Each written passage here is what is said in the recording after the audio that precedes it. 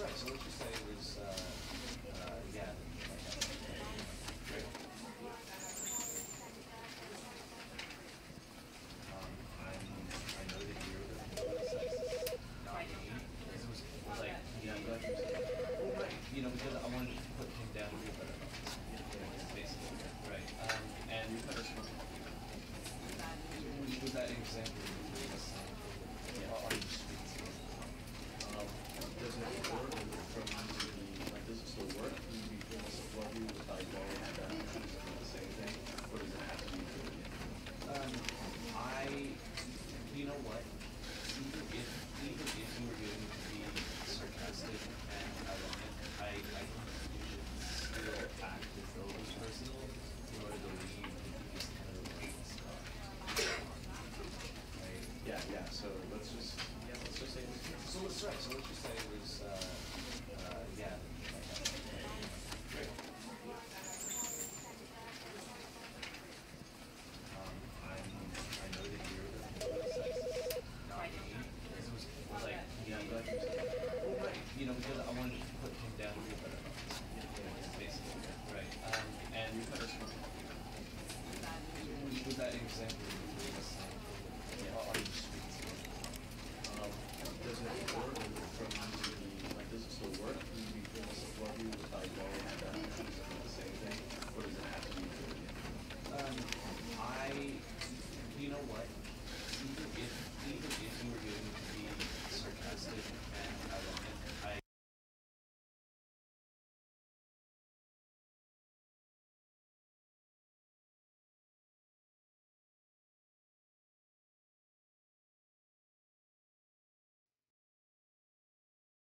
This is the story of a man named Stanley. Stanley worked for a company in a big building where he was employee number 427. Employee number 427's job was simple. He sat at his desk in room 427 and he pushed buttons on a keyboard. Orders came to him through a monitor on his desk, telling him what buttons to push, how long to push them, and in what order. This is what employee 427 did every day of every month of every year. And although others might have considered it soul-rending, Stanley relished every moment that the orders came in, as though he had been made exactly for this job. And Stanley was happy. And then one day, something very peculiar happened. Something that would forever change Stanley. Something he would never quite forget. He had been at his desk for nearly an hour when he realized that not one single order had arrived on the monitor for him to follow. No one had showed up to give him instructions, call a meeting, or even say hi. Never in all his years at the company had this happened, this complete isolation. Something was very clearly wrong. Shocked, frozen solid, Stanley found himself unable to move for the longest time. But as he came to his wits and regained his senses, he got up from his desk and stepped out of his office. All of his co-workers were gone. What could it mean? Stanley decided to go to the meeting room. Perhaps he had simply missed a memo. No matter how hard Stanley looked, he couldn't find a trace of his co-workers.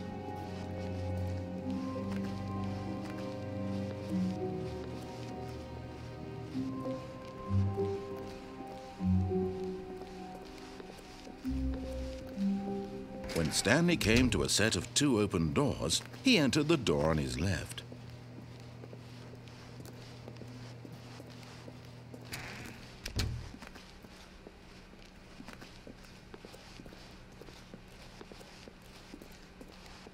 Yet there was not a single person here either. Feeling a wave of disbelief, Stanley decided to go up to his boss's office, hoping he might find an answer there.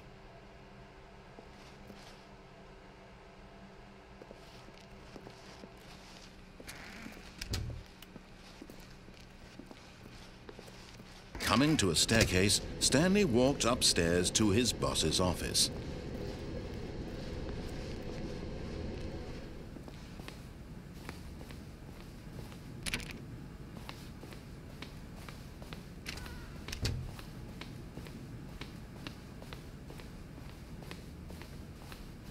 Stepping into his manager's office, Stanley was once again stunned to discover not an indication of any human life.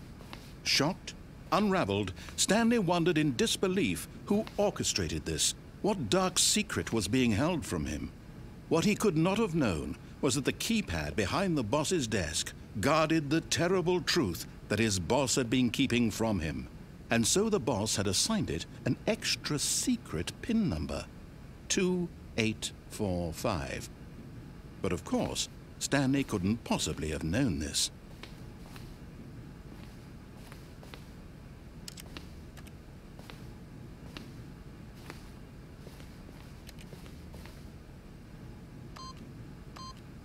Stanley just sat around twiddling. Yet incredibly, by simply pushing random buttons on the keypad, Stanley happened to input the correct code by sheer luck. Amazing. He stepped into the newly opened passageway.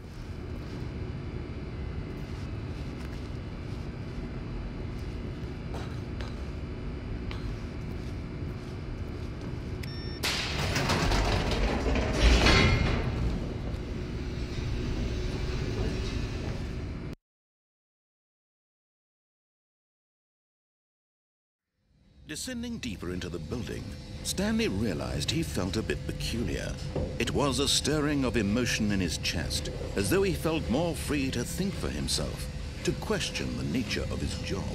Why did he feel this now, when for years it had never occurred to him?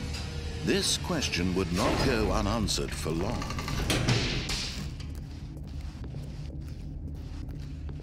Stanley walked straight ahead through the large door that read Mind Control Facility. Although this passageway had the word Escape written on it, the truth was that at the end of this hall, Stanley would meet his violent death.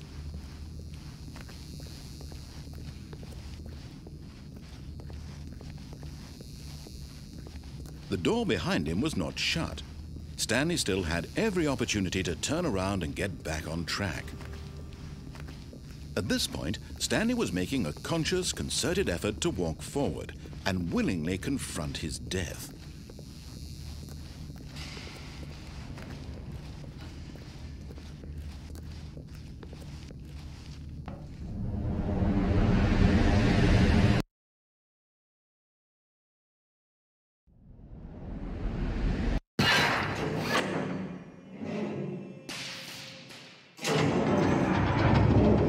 As the machine whirred into motion and Stanley was inched closer and closer to his demise, he reflected that his life had been of no consequence whatsoever. Stanley can't see the bigger picture. He doesn't know the real story, trapped forever in his narrow vision of what this world is. Perhaps his death was of no great loss, like plucking the eyeballs from a blind man. And so he resigned and willingly accepted this violent end to his brief and shallow life. Farewell, Stanley.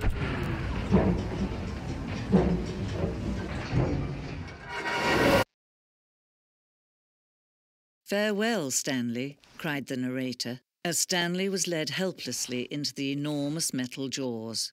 In a single visceral instant, Stanley was obliterated as the machine crushed every bone in his body, killing him instantly.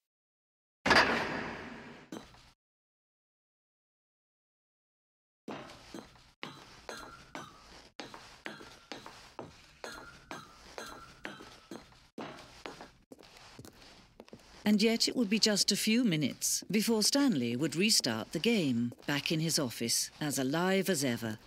What exactly did the narrator think he was going to accomplish? When every path you can walk has been created for you long in advance, death becomes meaningless, making life the same. Do you see now? Do you see that Stanley was already dead from the moment he hit start?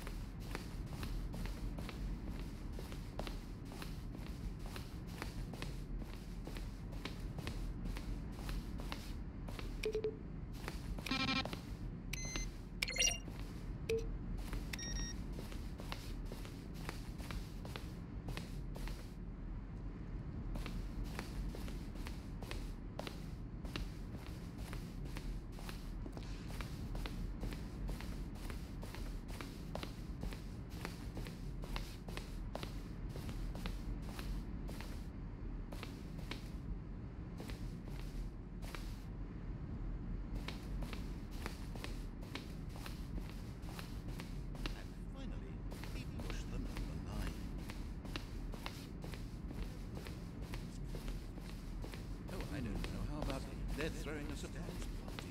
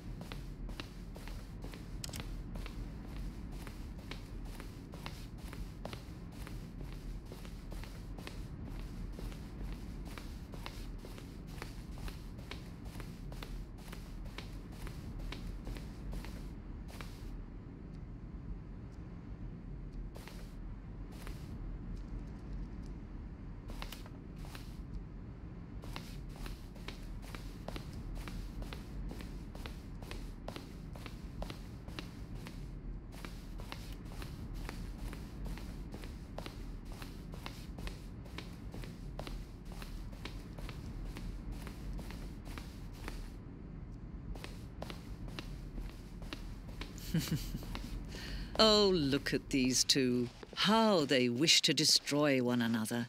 How they wish to control one another. How they both wish to be free. Can you see? Can you see how much they need one another?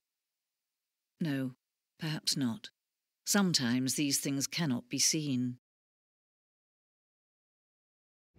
But listen to me. You can still save these two. You can stop the program before they both fail. Push escape and press quit.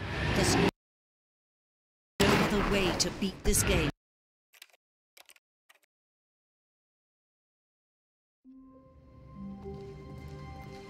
All of his co-workers were gone.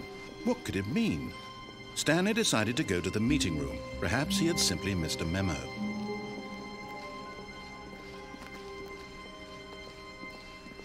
When Stanley came to a set of two open, this was not the correct way to the meeting room, and Stanley knew it perfectly well. Perhaps he wanted to stop by the employee lounge first, just to admire it. Ah, yes, truly a room worth admiring.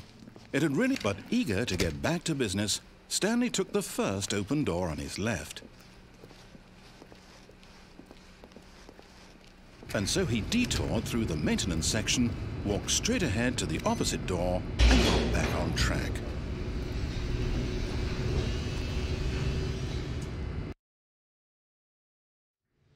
But Stanley didn't want to go back to the office. He wanted to wander about and get even further off track. So now in order to get back, he needed to go, from here, it's, oh, no, it's to the right, my mistake. No, not the right. Why would I have ever said it was to the right? What was I thinking? It's clearly... Oh dear, would you hold on for a minute, please? Now, let's see, we went down right, left, down, left, right. Yep, okay, yes. I've got it now. This story is absolutely, definitely this way.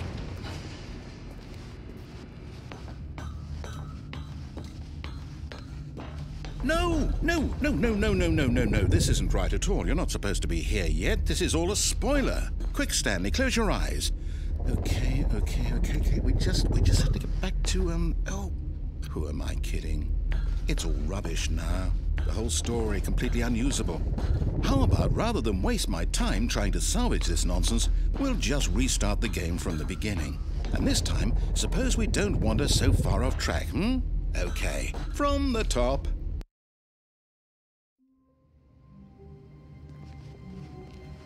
All of his co-workers were gone. What could it mean?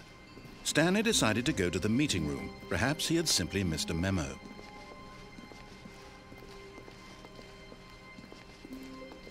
When Stanley... Wait, what? No, I restarted. I swear I definitely restarted the game over, completely fresh. Everything should be... Oh, did something change? Stanley, did you change anything when we were back in that room with all the monitors? Did you move the story somewhere or... Hold on. Why am I asking you? I'm the one who wrote the story. It was right here just a minute ago. I know for sure that it's here somewhere. Okay, then. It's an adventure. Come, Stanley. Let's find the story.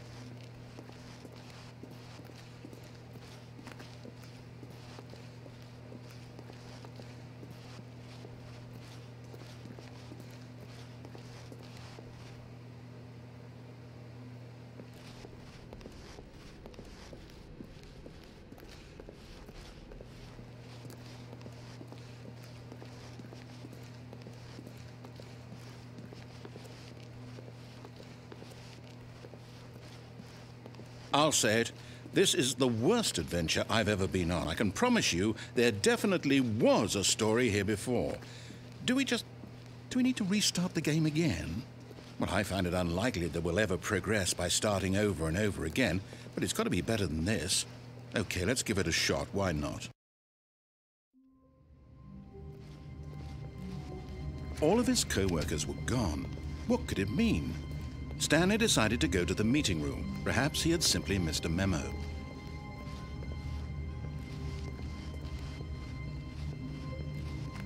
Okay, yep, it's worse. I might be remembering this wrong. It's possible the story is back where we just came from.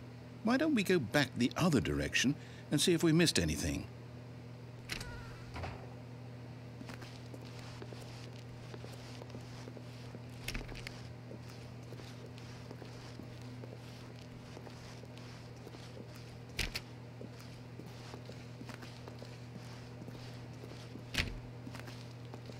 Aha! I knew we'd miss something. The story. Here it comes.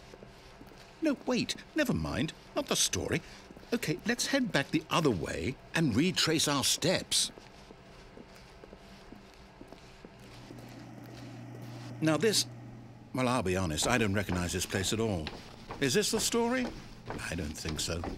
I can't quite recall, but I believe my story took place in an office building. Is that correct? Do you remember, Stanley? Well, do you know what? Since I've completely forgotten what we were supposed to be doing, how about this? You win! Congratulations! I know you put in a lot of hard work, and it really paid off, so good job. Oh, no. No, I don't feel right about this at all. We both know you didn't put in any actual work for that win. Some people win fair and square, and this was not one of those situations. Okay, I'm getting weirded out by whatever this place is. I don't care what might happen this time, I have to restart.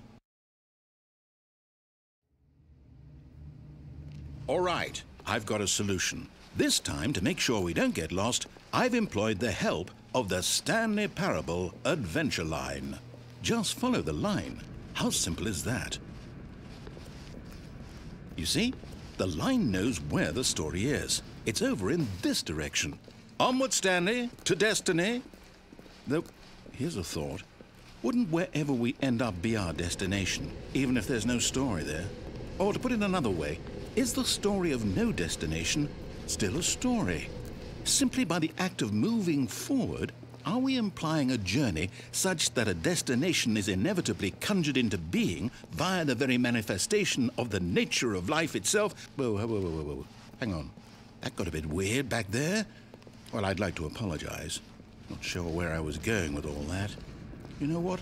I think what we need right now is a bit of music to lighten the mood.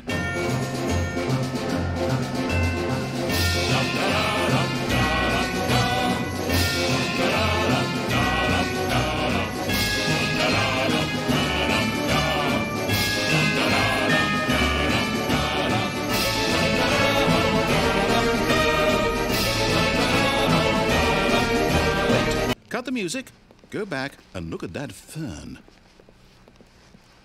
Stanley, this fern will be very important later in the story. Make sure you study it closely and remember it carefully. You won't want to miss anything.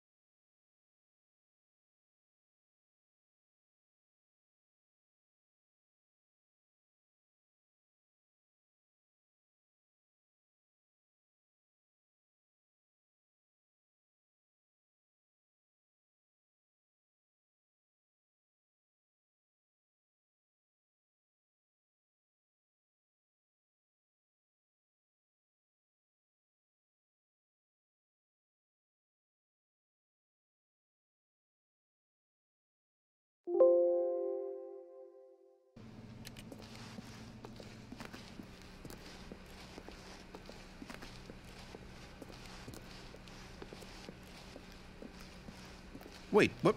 We're back at the office? No.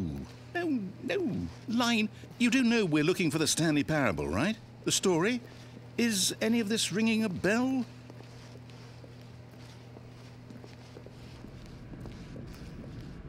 Oh, no, not again. Line, how could you have done this to us? And after we trusted you, after everything we've been through, you... Oh, I can't take this anymore. To hell with it. Restart.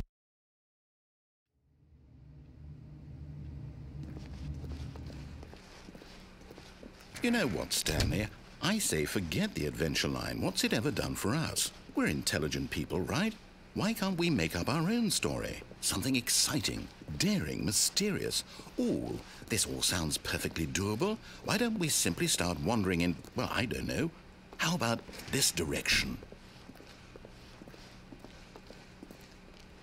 Now, yes, this is exciting. Just me and Stanley forging a new path, a new story. Well, it could be anything. What do you want our story to be? Go wild. Use your imagination. Whatever it might be, Stanley, I'm ready for it. Oh, no, not you again. Stanley, I'd also like to veto the line from having any role in our awesome new story. No lines or monitor rooms. Just don't acknowledge it, and we should be fine.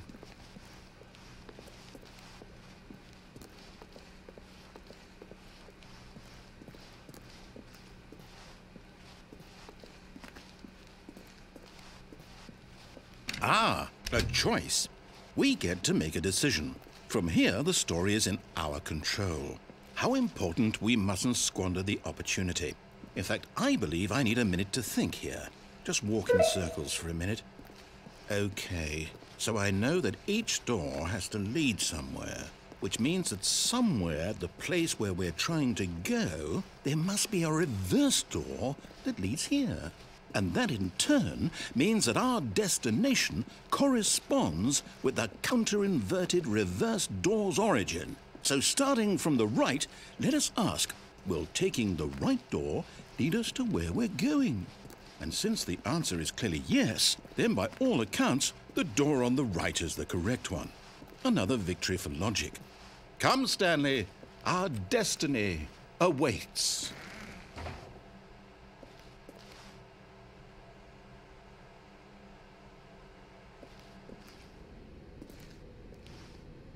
Oh, hold up, what's this? The confusion ending. You're telling me that's what this is? It's all one giant ending? And we're supposed to restart the game, what, eight times? That's really how all this goes? It's all determined? So now, according to the schedule, I restart again. Then what? Am I just supposed to forget? Well, what if I don't want to forget? My mind goes blank simply because it's written here on this thing, wall. Well, who consulted me? Why don't I get to decide? Why don't I get a say in all of this? Is it really... No, it can't be. I don't want it to be. I don't want the game to keep restarting. I don't want to forget what's going on. I don't want to be trapped like this. I won't restart the game. I won't do it. I won't do it. I won't do it. And the timer stopped? Does that mean, did we do it? Did we break the cycle? The, whatever it is that made this schedule? How would we even know? Will someone come for us? Will something happen? So, okay. I guess now we just wait. You know, I suppose in some way that this is a kind of story, wouldn't you agree? I'm not quite sure if we're in the destination or the journey, though they're always saying that life is about the journey and not the destination. So I hope that's where we are right now. We'll find out, won't we? Eventually.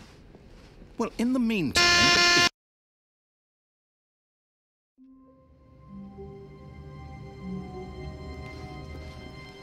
All of his co-workers were gone. What could it mean? Stanley decided to go to the meeting room. Perhaps he had simply missed a memo.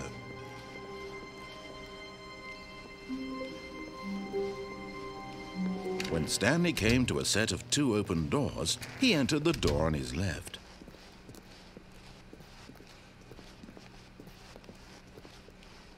Yet there was not a single person here either.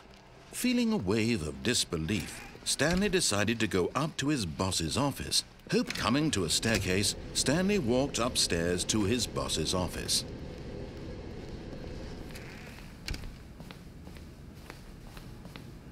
Stepping into his manager's office, Stanley was once again stunned to discover not an indication of any human life. What could it mean? Stanley wondered aloud to nobody. He began wildly tearing through papers on the boss's desk, pulling books off the shelf, looking behind paintings, desperate for clues to his situation. But his attention was caught by a keypad behind the boss's desk. What could its purpose be? In fact, this keypad guarded the terrible secret that lay buried below his feet. And so the boss... Stanley was in such a rush to get through the story as quickly as possible, he didn't even have a single minute to just let the narrator talk. That kind of anxiety isn't healthy, so he relaxed for a few moments with some calming New Age music.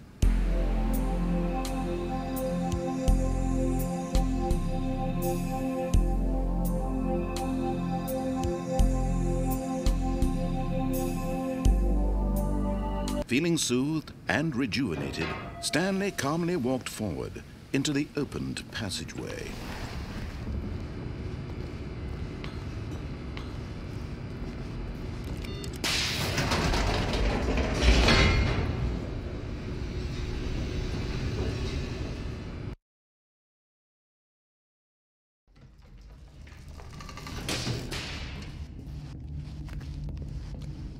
Stanley walked straight ahead through the large door that read Mind Control Facility.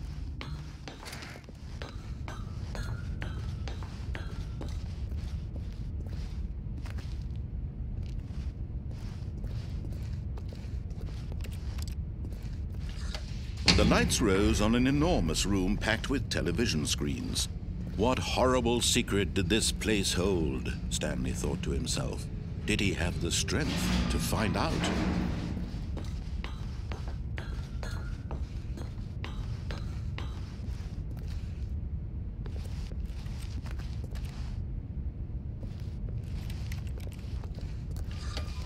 Now the monitors jumped to life, their true nature revealed. Each bore the number of an employee in the building, Stanley's co-workers. The lives of so many individuals reduced to images on a screen, and Stanley, one of them, eternally monitored in this place where freedom meant nothing.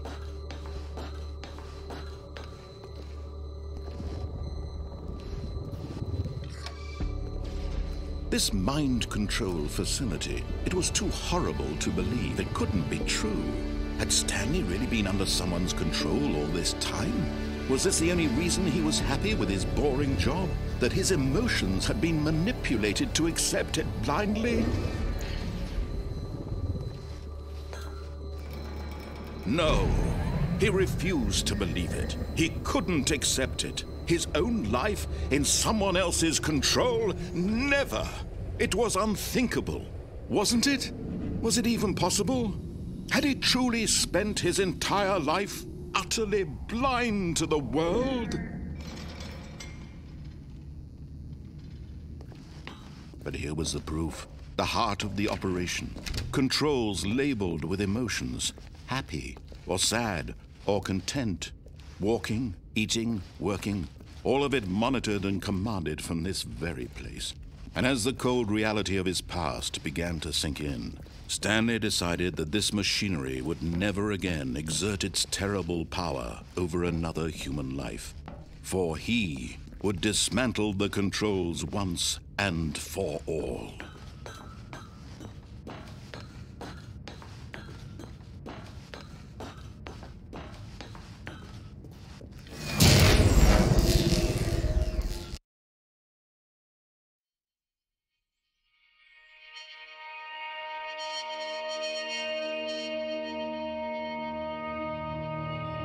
Blackness, and a rising chill of uncertainty. Was it over?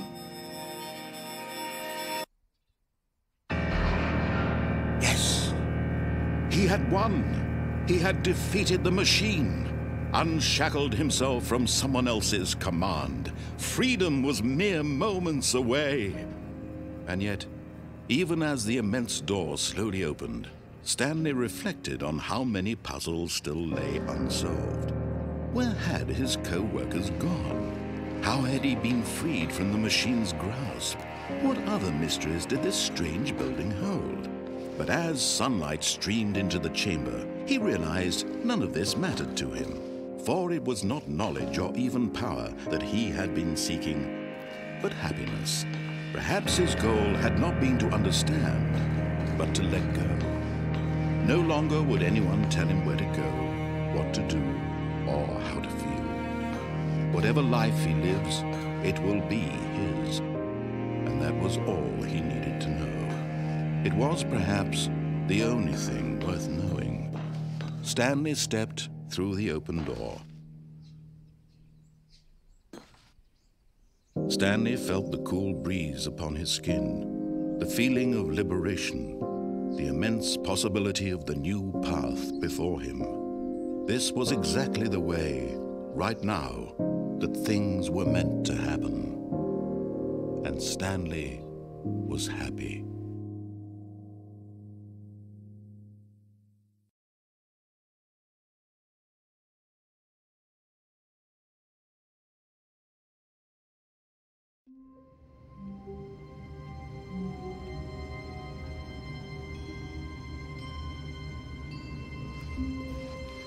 Stanley decided to go to the meeting room to check on his co-workers. He never functioned well by himself and constantly needed support and guidance from others, so the thought of total solitude was terrifying to him.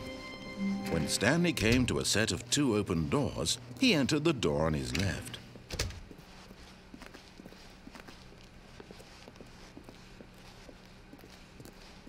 Yet there was not a single person here either.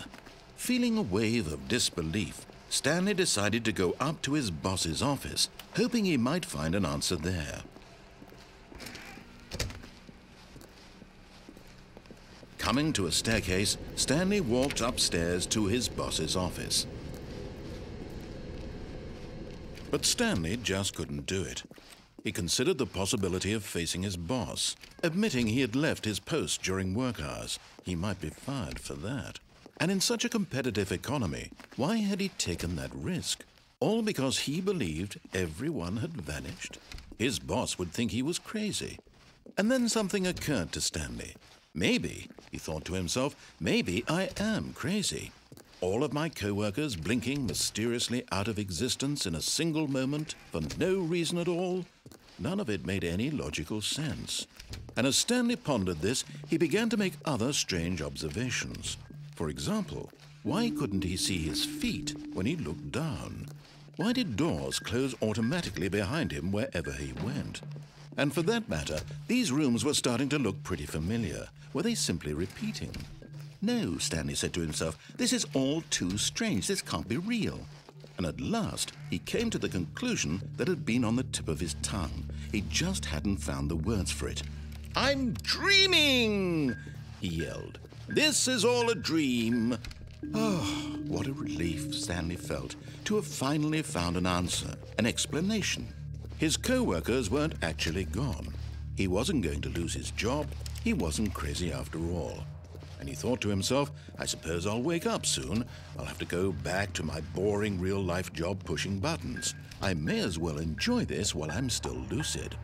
So he imagined himself flying and began to gently float above the ground. Then he imagined himself soaring through space on a magical starfield, and it too appeared. It was so much fun, and Stanley marveled that he had still not woken up. How was he remaining so lucid? And then perhaps the strangest question of them all entered Stanley's head. One he was amazed he hadn't asked himself sooner. Why is there a voice in my head dictating everything that I'm doing and thinking?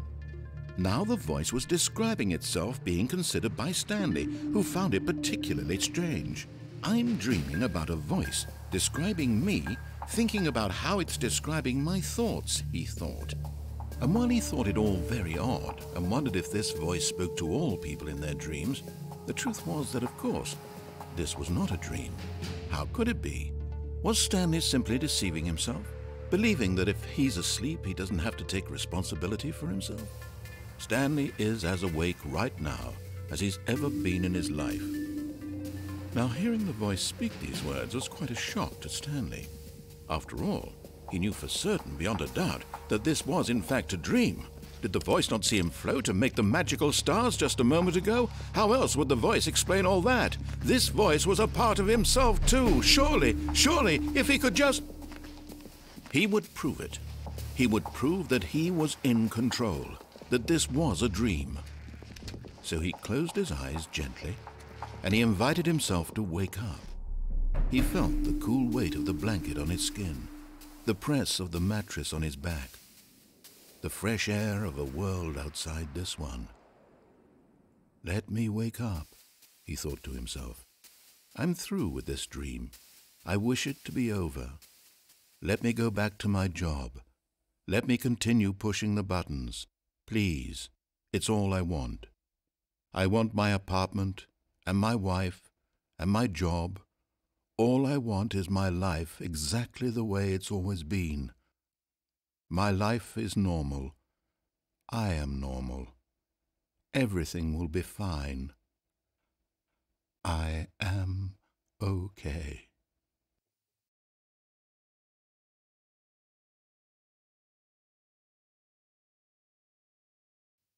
Stanley began screaming.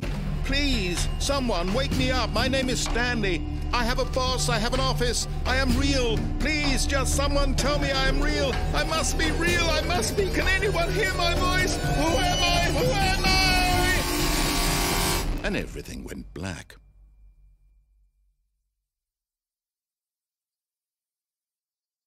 This is the story of a woman named Mariella. Mariella woke up on a day like any other. She arose, got dressed, gathered her belongings, and walked to her place of work. But on this particular day, her walk was interrupted by the body of a man who had stumbled through town talking and screaming to himself, and then collapsed dead on the sidewalk. And although she would soon turn to go call for an ambulance, for just a few brief moments she considered the strange man. He was obviously crazy. This much she knew. Everyone knows what crazy people look like. And in that moment, she thought to herself how lucky she was to be normal. I am sane. I am in control of my mind. I know what is real and what isn't. It was comforting to think this, and in a certain way, seeing this man made her feel better. But then she remembered the meeting she had scheduled for that day. The very important people whose impressions of her would affect her career, and by extension, the rest of her life. She had no time for this, so it was only a moment that she stood there, staring down at the body. And then she turned and ran.